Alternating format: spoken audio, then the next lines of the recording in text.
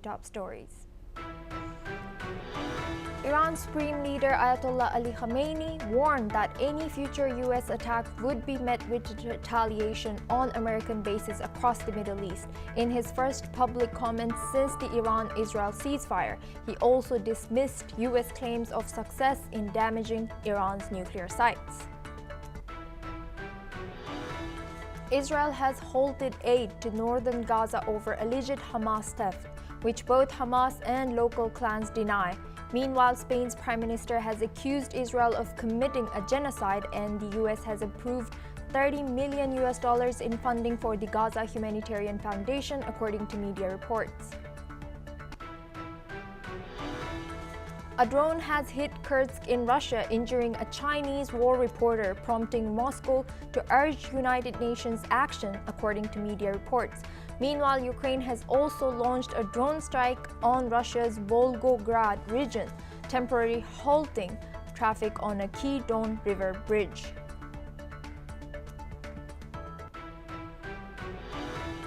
Ukrainian President Volodymyr Zelensky has renewed his call for EU membership amid continued resistance from Hungary, according to media reports.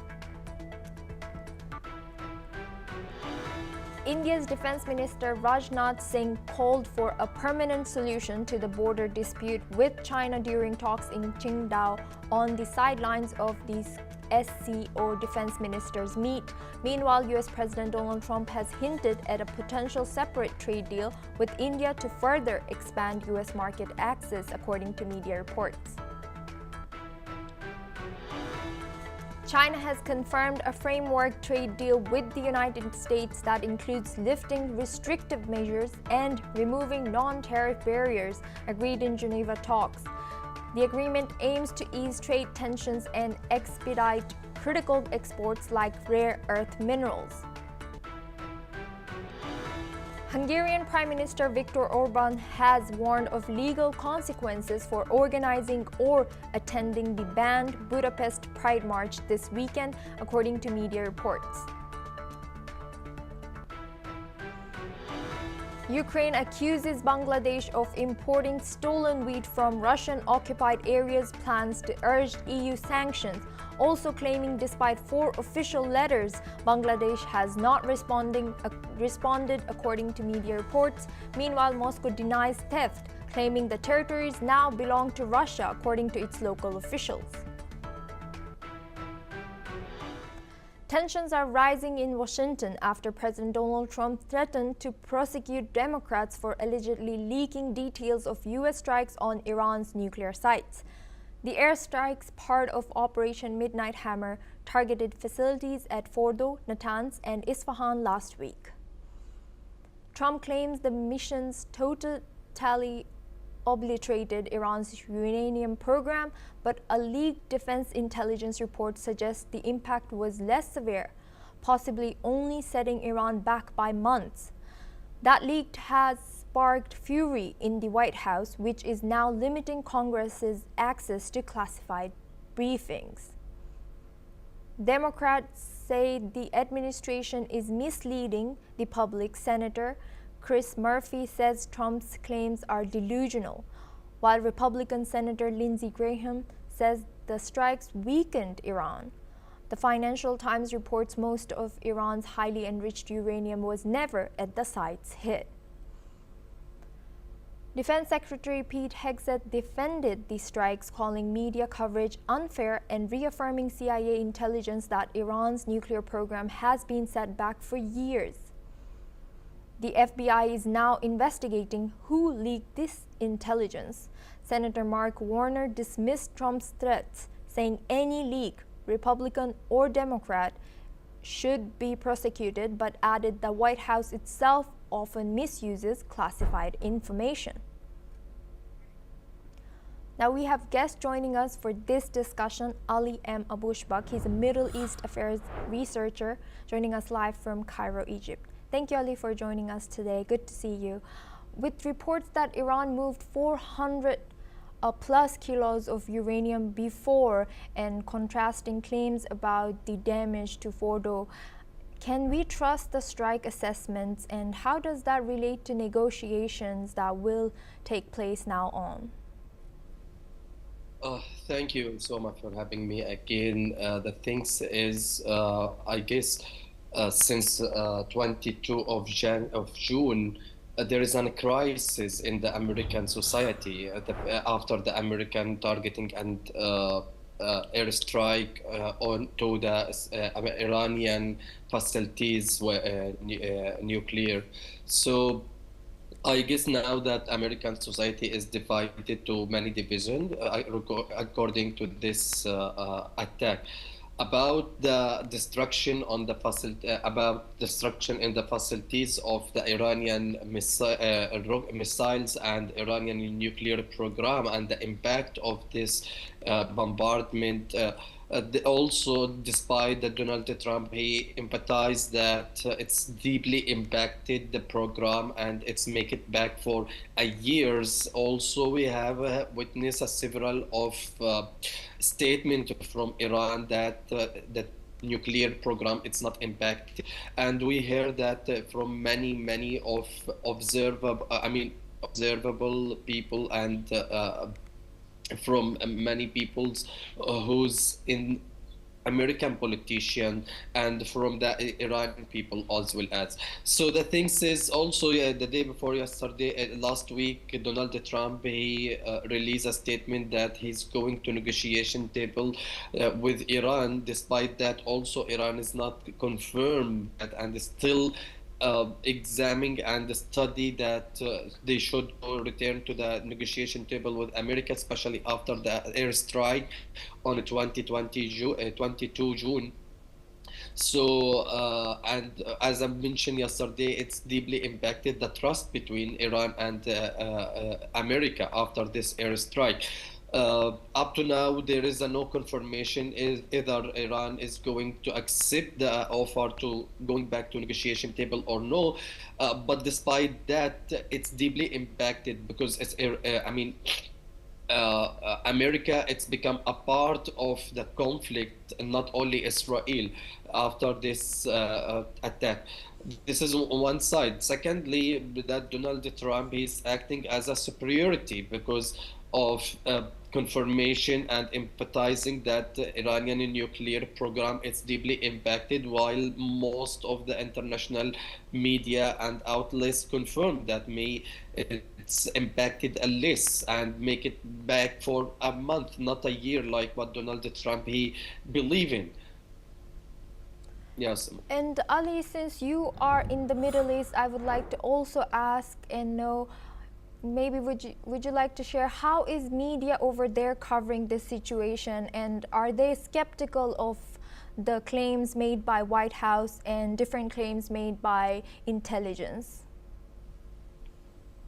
Well, it's a very good question. While the international media confirmed that the impact of the American airstrike and Israel airstrike, it may not impacted that much. The Iranian nuclear program as well as the Iranian missiles also, because Israel targeting, according to Israel's, its operation was aimed to limited the Iranian missiles ability and especially the ballistic missiles. So there is a division, there is a several of division toward this issue and the crisis in media, especially also Arabic media. There is some people biasness with America, and they consider the American airstrike like the media funded by Saudi Arabia and Emirat. They are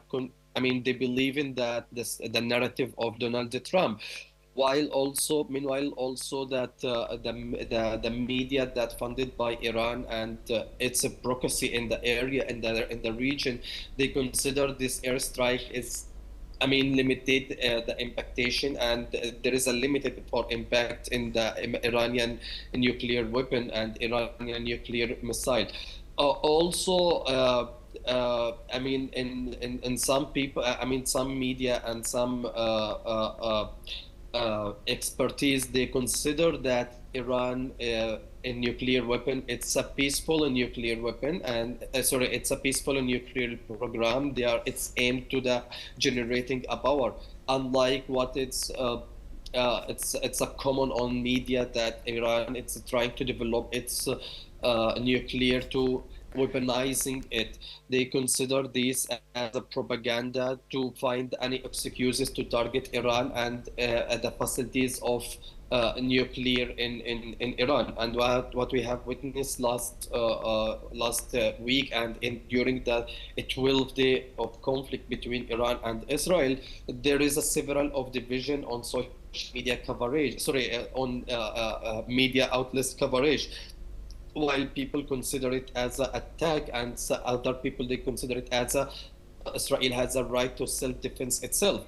So on the ground, I mean, there is a several of division in the society, especially in Arabic area, because some Arab and some Arab politicians they consider the Iranian nuclear weapon it's posing danger to Arab area, not only to Israel and to Western countries.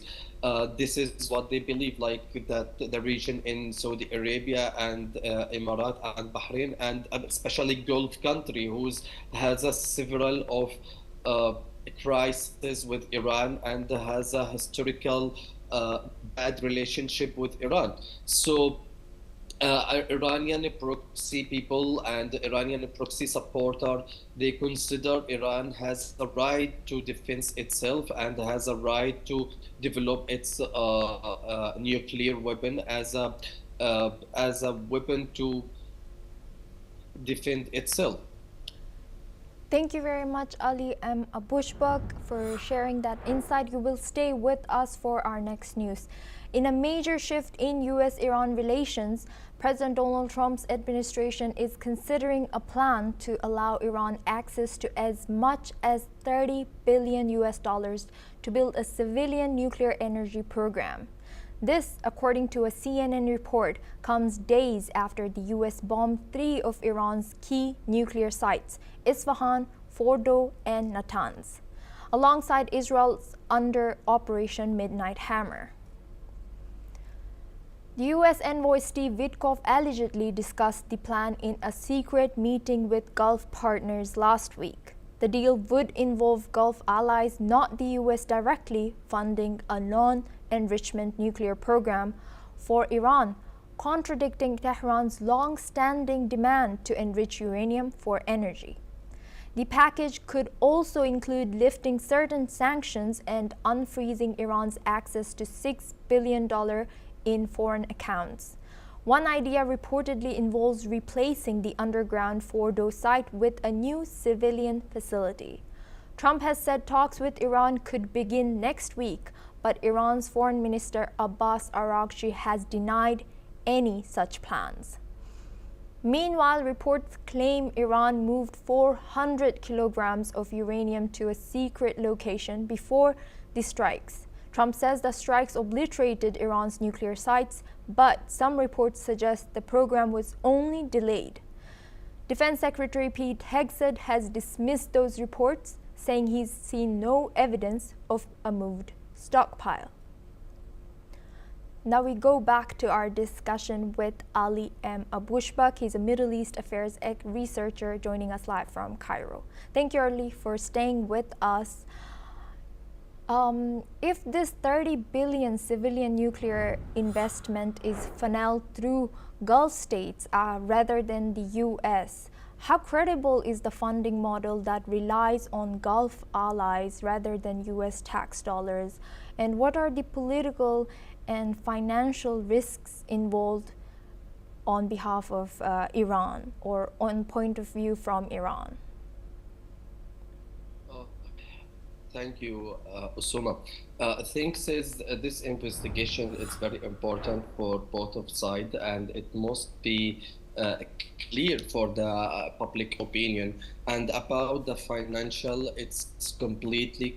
It's a very huge, and I guess a public opinion should be understand what is going on the ground and how things is going as a basic right for the people and as a basic right for public opinion and a crossroad.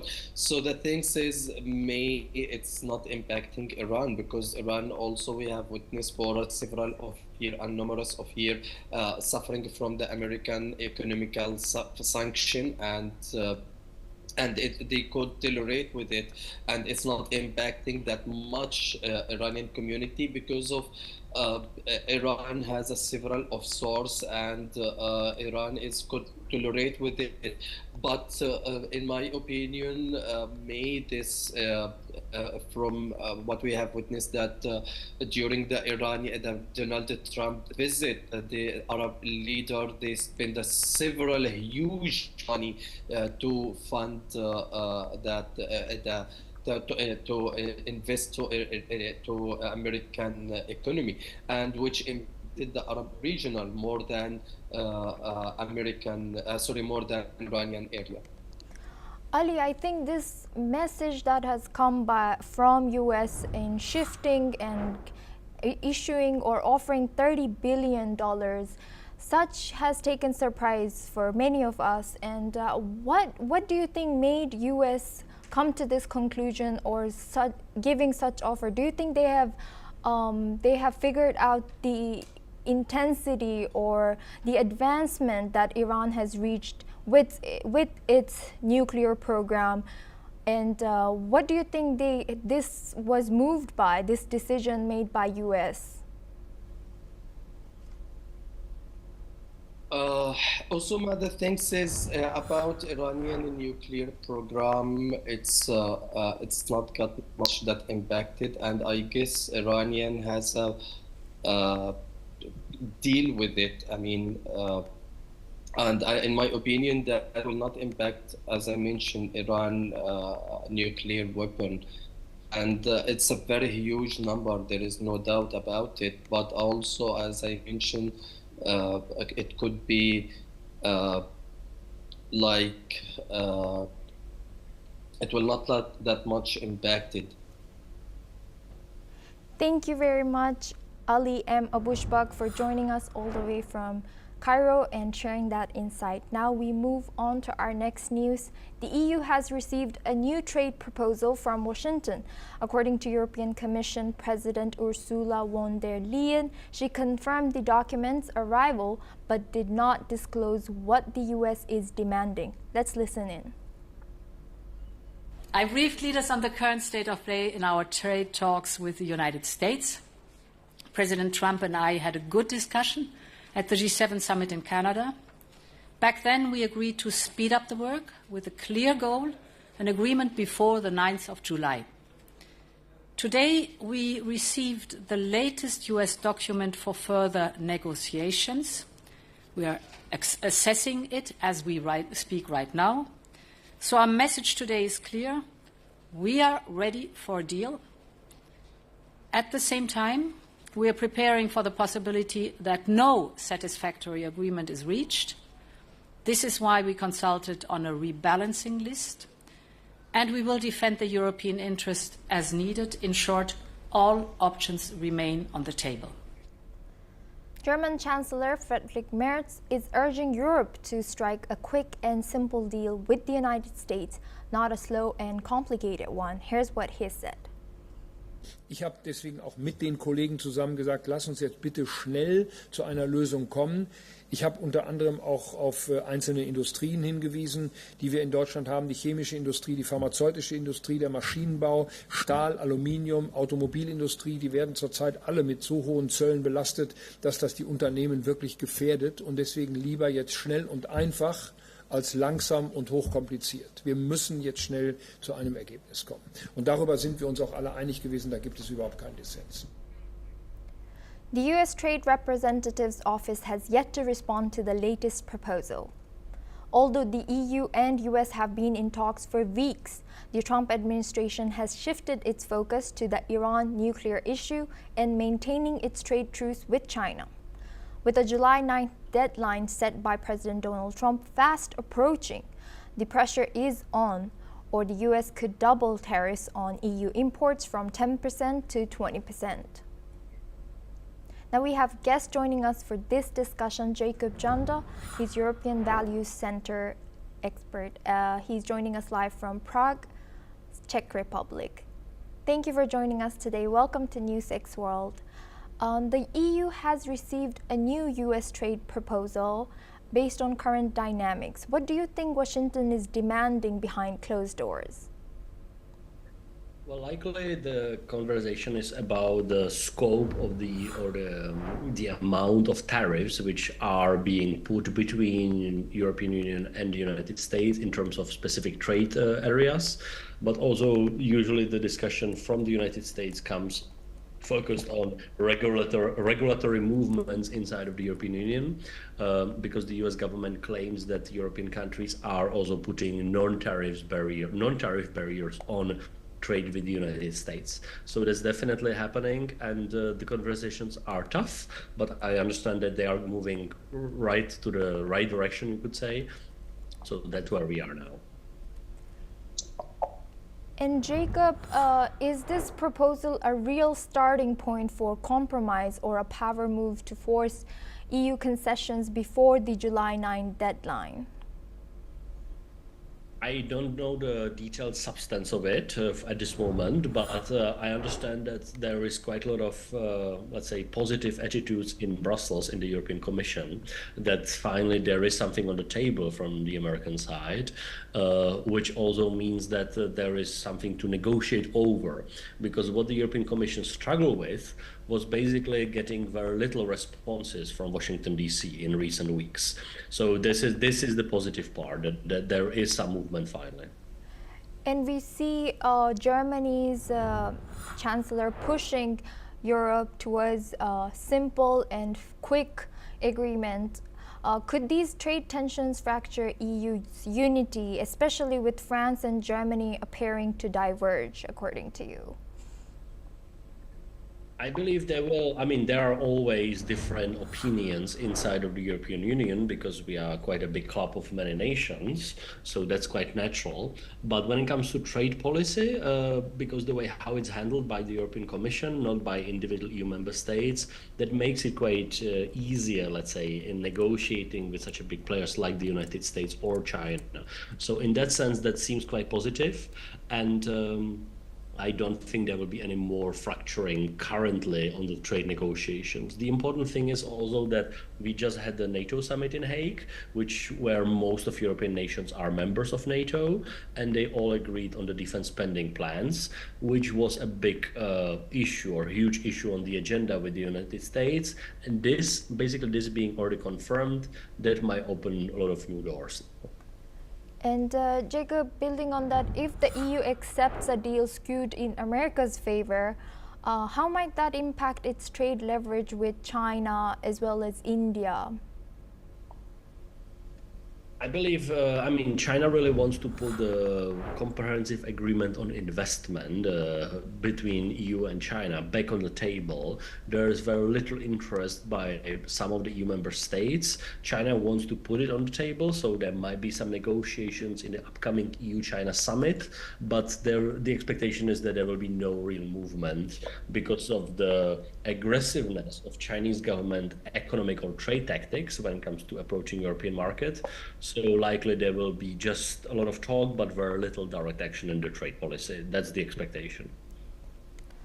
And does this situation highlight the EU's strategic dependence on US markets in any way, or is it a proof that Brussels needs to pivot more rapidly towards other trade blocs? Well, there are different opinions across Europe on this. Very practically, that some nations believe, mainly in Central Eastern Europe, that actually having such deep ties with the United States in trade also ensures that the United States will not fully disappear from Europe in terms of military cooperation, which is a very important element for our efforts in Europe. Some nations in mainly Western and Southern Europe will tell you that they really want to diversify, but usually the same nations are not very supportive of FTAs, of free trade agreements between Europe and other nations, such as, for example, France has been blocking the European free trade agreement with Mercosur nations, for example. So there's a lot of disagreements inside of this European family, you could say, and I don't think there will be any rapid movement now. Thank you very much, Jacob Janda, for joining us and sharing your expertise as European Value Center expert. Now we move on to our next news. Israeli Prime Minister Benjamin Netanyahu is pushing back against claims that he agreed to a proposed U.S. plan to end the war in Gaza and expand the Abraham Accords. By a report by Israel media alleged that U.S. President Donald Trump discussed the plan in a recent phone call with Benjamin Netanyahu. The plan would include normalizing ties with more Arab nations and Israel supporting a future Palestinian state. But in a sharp denial, the Prime Minister's office said the conversation described in the media report did not take place, and that Israel was never presented with such a political proposal. According to the Israeli media report, the conversation took place after U.S. strikes on Iranian nuclear facilities, with Trump and Netanyahu reportedly agreeing to wrap up the war in Gaza within 2 weeks, a move that would also include the release of 50 hostages by Hamas. For now, Israeli officials are flatly denying the claims, calling the report unfounded. Meanwhile, Israelis demanded the end of Gaza's war. Let's listen in to what some of the protesters has said. I feel that this war only takes life of, dear friends and dear soldiers, and I feel that we are going to nowhere. It is not clear to me why are we still fighting in Gaza. I'm worried about the incentives, and I'm worried about the future of the society, and I'm also worried about what is happening in Gaza itself. I think it should have happened a year and a half ago, but yes, I think now, absolutely, tomorrow morning he should wake up and say, there's a ceasefire with Hamas, bring all the hostages home, and let's start to rebuild and heal. Now we move on to our next news. A Ukrainian drone attack on Russia's Kursk region has injured a war correspondent from the Chinese news outlet Phoenix TV. According to the Russian authorities, the acting governor of the Kursk region, Alexander Kinstein, has said that the journalist had skin cuts to his head and after treatment refused hospitalization. Russia's foreign ministry called on the United Nations High Commissioner for Human Rights and other international organizations to promptly respond and give a proper assessment of this incident. Meanwhile, Russia is set to summon the German ambassador to inform him of retaliatory measures in response to claims of harassment against Russian journalists based in Germany.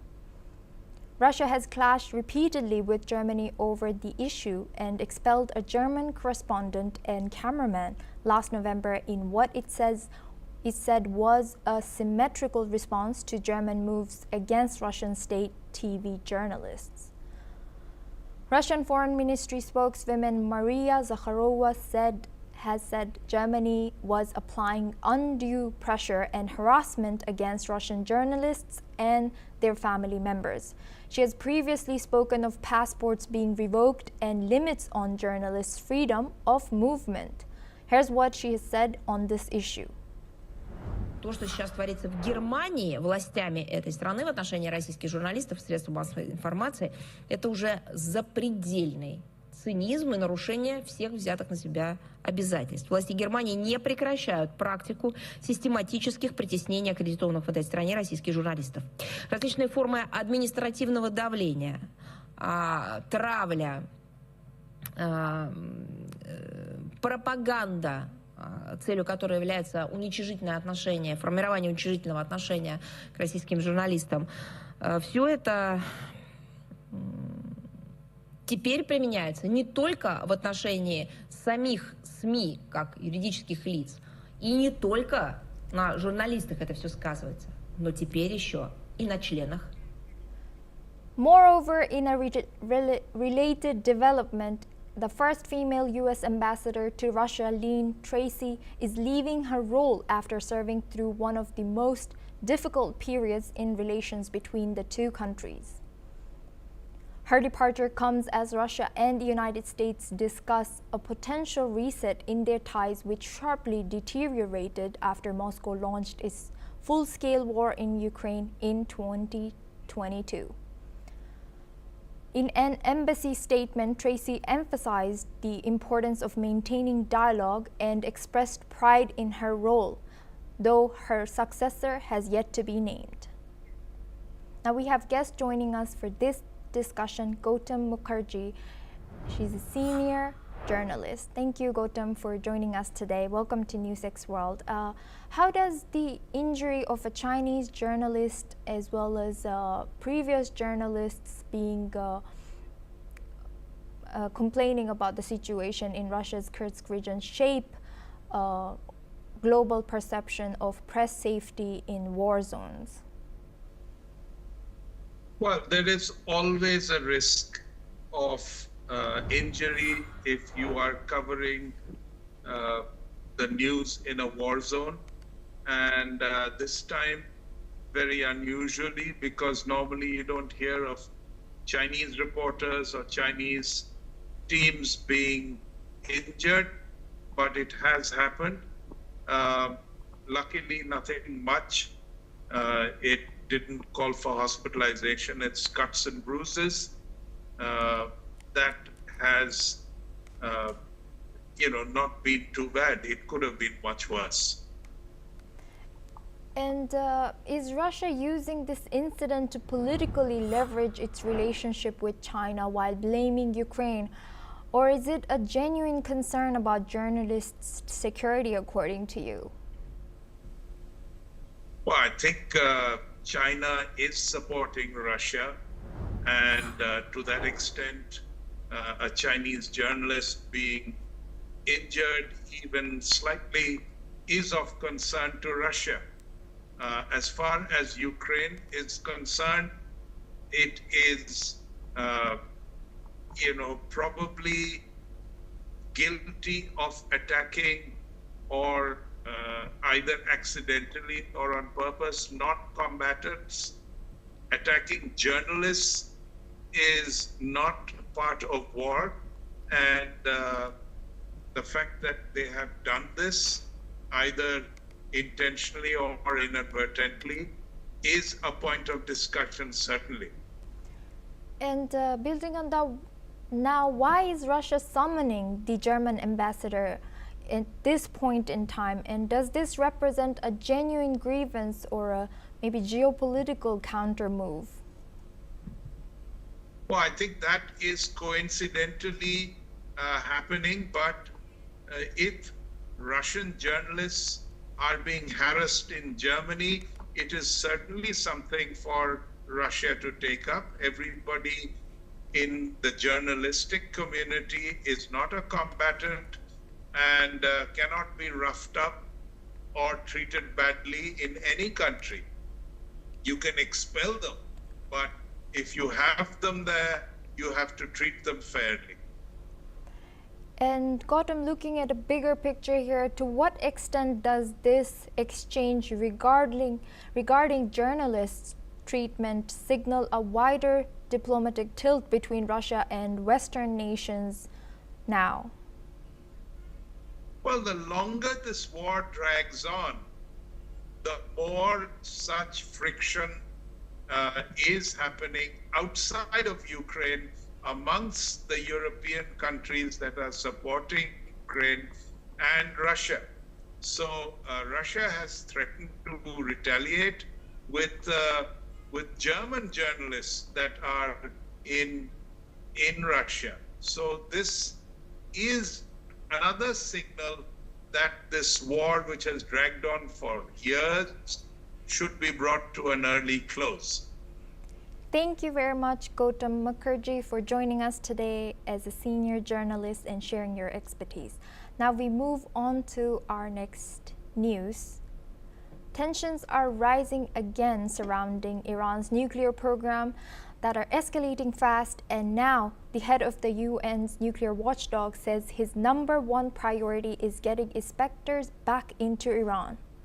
Rafael Mariano Grossi, Director General of the International Atomic Energy Agency, made the urgent appeal in Vienna just days after US and Israeli strikes hit multiple Iranian nuclear sites. Grossi says access is vital to assess damage and verify stockpiles of highly enriched uranium. But that access could soon be denied. Iran's parliament has approved a controversial bill to suspend cooperation with the IAEA, citing what it calls the agency's failure to condemn recent attacks. The bill would require future inspections to be approved by Iran's Supreme National Security Council.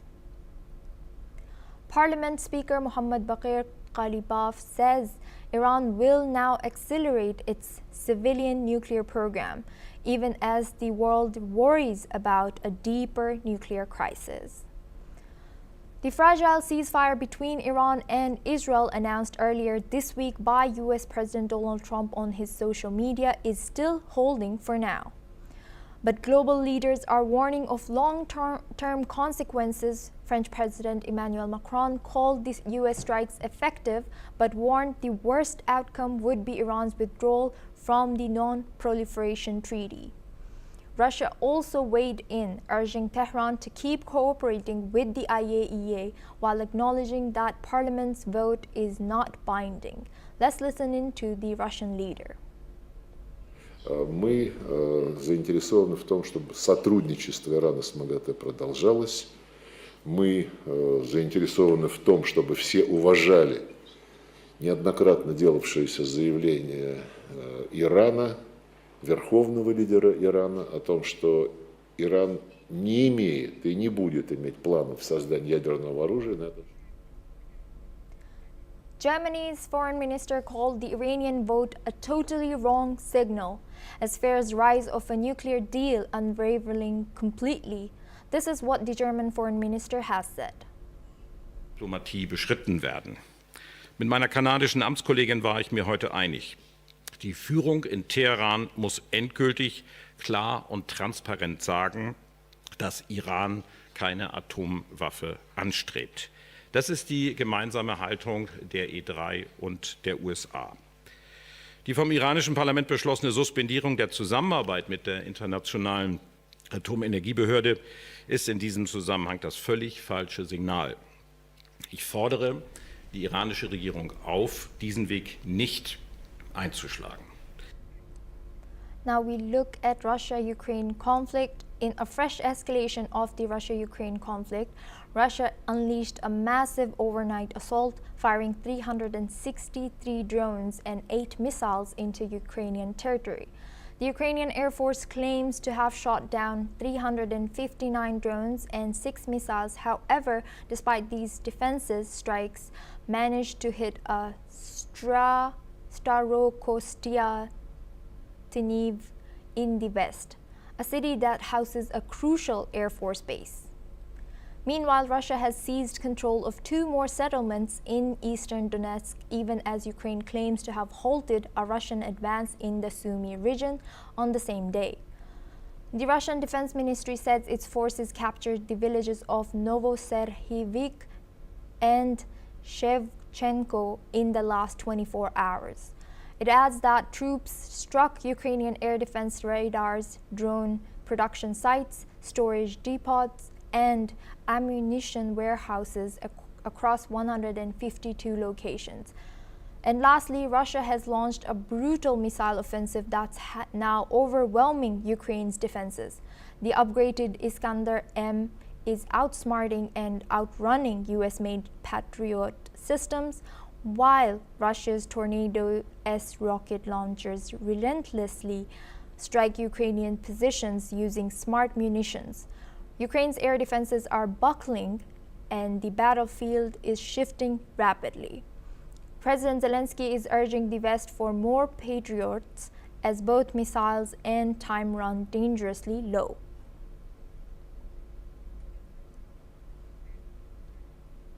Now we look at US and China. China has officially confirmed that it has reached an agreement on a trade deal framework with the United States. According to a statement from China's Commerce Ministry, Washington will lift a series of restrictive measures imposed on Chinese trade, while Beijing will review and approve export control applications in accordance with the law. This agreement follows months of intense negotiations, including tasks in Geneva and London, aimed at easing the prolonged trade tensions between the world's two largest economies. The deal notably includes provisions to expedite shipments of rare earth elements, critical materials used in high-tech industries such as electric vehicles and national defense, that China largely controls globally. U.S. officials, including Commerce Secretary Howard Lutnick, have confirmed the deal was signed and sealed earlier this week, though details terms have not been publicly disclosed yet. This development marks a significant step towards stabilizing trade relations after a period of tit-for-tat tariffs and export restrictions, signaling hopes for further cooperation between Beijing and Washington. Meanwhile, the Biden administration also expresses optimism about advancing trade agreements with other partners, including India. Now we move on to our next news. China has reaffirmed its strong support for a United Nations-centered global order, calling on member states to jointly safeguard the international system, speaking at a high-level UN session in New York.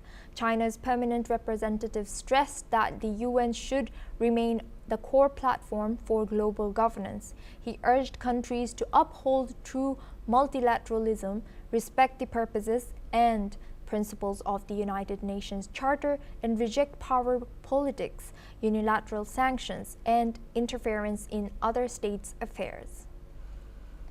The envoy warned that attempts to form exclusive blocs or undermine the UN system would only deepen divisions and jeopardize global peace. He called for collective action to address common challenges like climate change, development gaps, and security threats through inclusive dialogue. China's message comes amid growing global tensions and increasing debates over the future role of the United Nations in a rapidly changing world. Now we move on to our next news. China's Foreign Minister Wang Yi will travel to Europe next week for high-level diplomatic talks with leaders from the European Union, Germany and France included.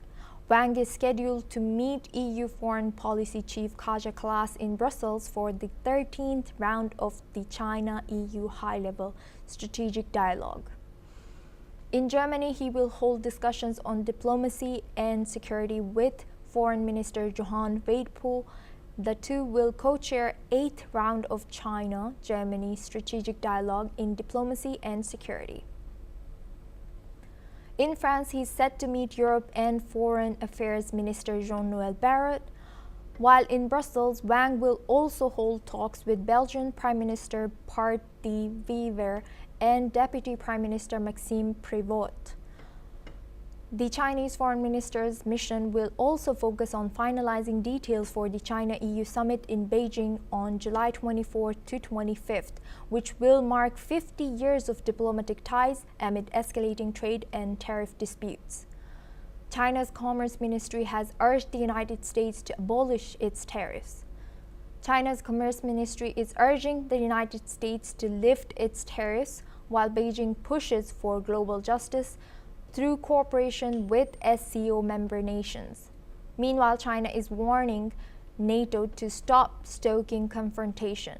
Foreign Ministry spokesman Guo Jiakun accused certain NATO leaders of fueling global tensions and misrepresenting China's military growth.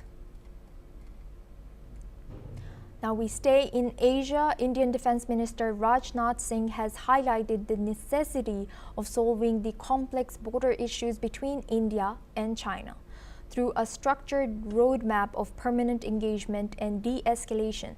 This took place during a bilateral meeting with his Chinese counterpart, Admiral Dong Jun, on the sidelines of the Shanghai Cooperation Organization Defense Ministers meeting. The mention of permanent de-escalation as a means to resolve border issues between the two countries is new. Earlier statements, which followed meetings between high-level dignitaries of both sides, had reportedly mostly highlighted trust, understanding, and confidence building through engagements between the two sides and maintaining peace and tranquility along the borders.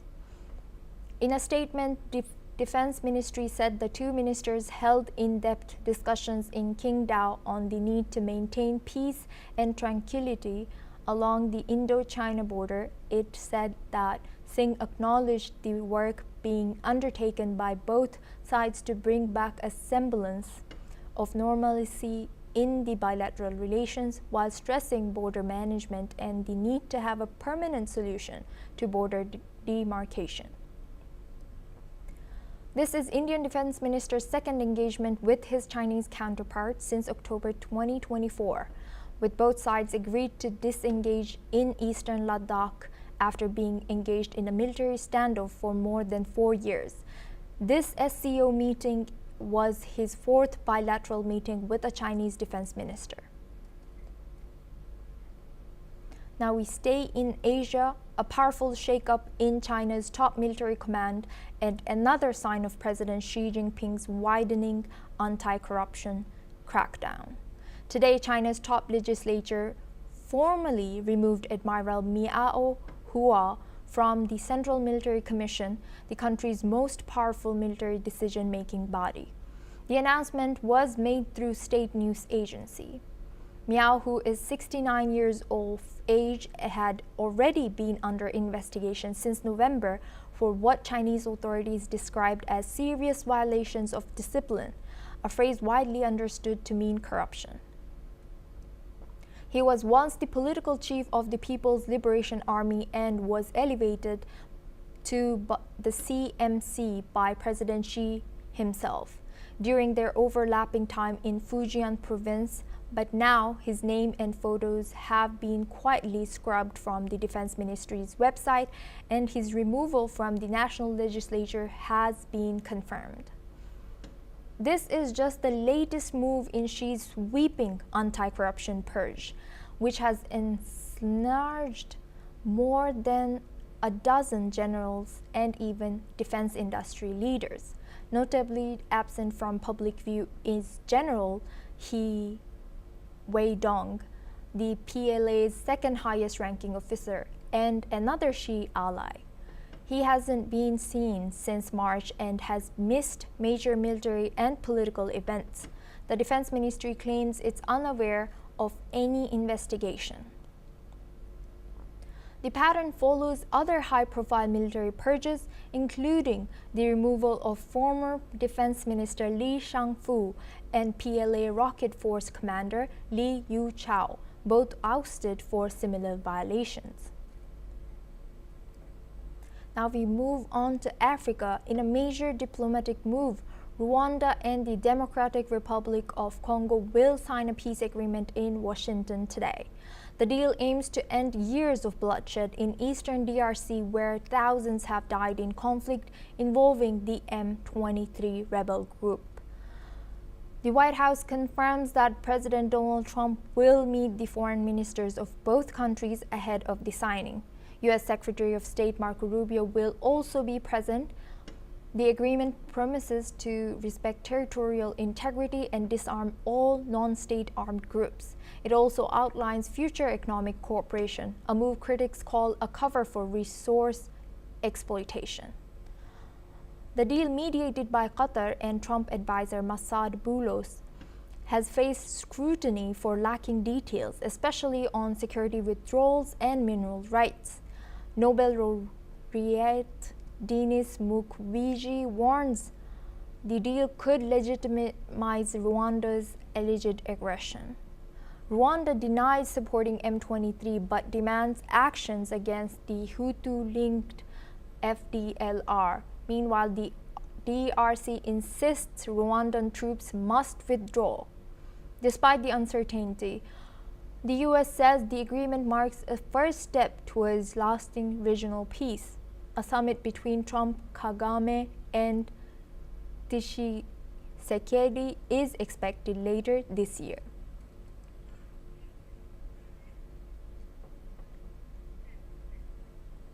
Now we move on to our next news.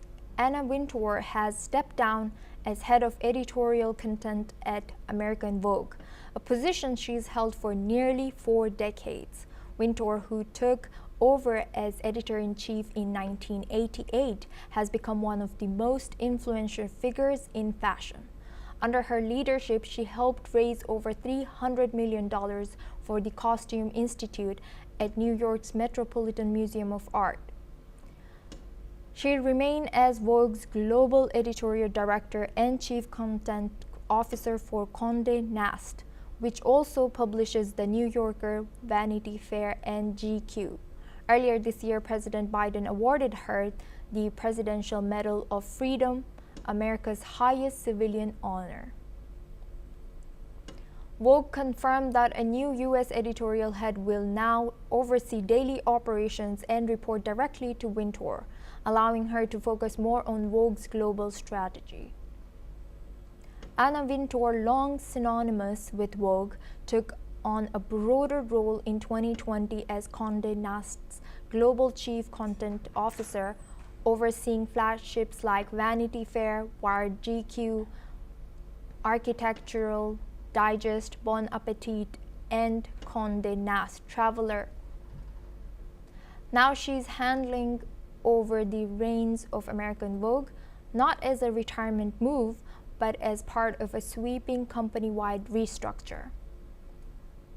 The shakeup marks a major turning point for Vogue, opening doors for a new generation of fashion editors and potentially setting a fresh direction for the industry's most influential magazine. 2 years ago, Kioma Nnadi made history as the first Black woman to lead British Vogue, following Edward Enninful's groundbreaking 6-year tenure as its first Black editor-in-chief. Now we have a breaking news. The U.S. House of Representatives will receive a classified briefing on Iran today, following last weekend's American strikes on key nuclear sites. While the Trump administration maintains the operation was a major success, officials have yet to present new intelligence backing President Trump's claims that Iran's nuclear program was obliterated. Lawmakers are demanding more clarity on the mission's true impact. Now we move on to our next news. Brazil's Supreme Court has finalized a landmark decision that holds social media giants like Google, Meta, and TikTok legally responsible for user-generated content that promotes hate speech, racism, or violence. In an 8-3 vote, justices ordered these companies to proactively monitor and remove such content and allow victims to sue if platforms fail to act after being notified. The ruling, which takes effect in the coming weeks, shifts Brazil's policy closer to the European Union's tough standards on tech regulation, marking a major shift from the previous law that only required removal after a court's order. The decision stems from 2 cases involving content promoting fraud, child pornography, and violence, where platforms failed to intervene. Social media companies won't face liability if they prove they acted swiftly to remove illegal material, but the court didn't define exactly what constitutes illegal content, leaving that to be decided case by case. The move has strained relations with the United States after Secretary of State Marco Rubio warned of possible visa restrictions for Brazilian officials involved in censoring Americans. In response, Google said it's reviewing the decision and remains open to dialogue. Let's listen in to what Brazilian Supreme Court President Luiz Roberto Barroso has said. Prezados colegas, que nós produzimos uma solução bem equilibrada e moderada dentro das circunstâncias de um tema que é divisivo em todo o mundo, e nós preservamos na maior extensão possível a liberdade de expressão sem permitir, no entanto, que o mundo desabe num abismo de incivilidade, legitimando discursos de ódio ou crimes indiscriminadamente praticados na rede. Well, that's all we have time for. We will continue to bring more news updates from around the world.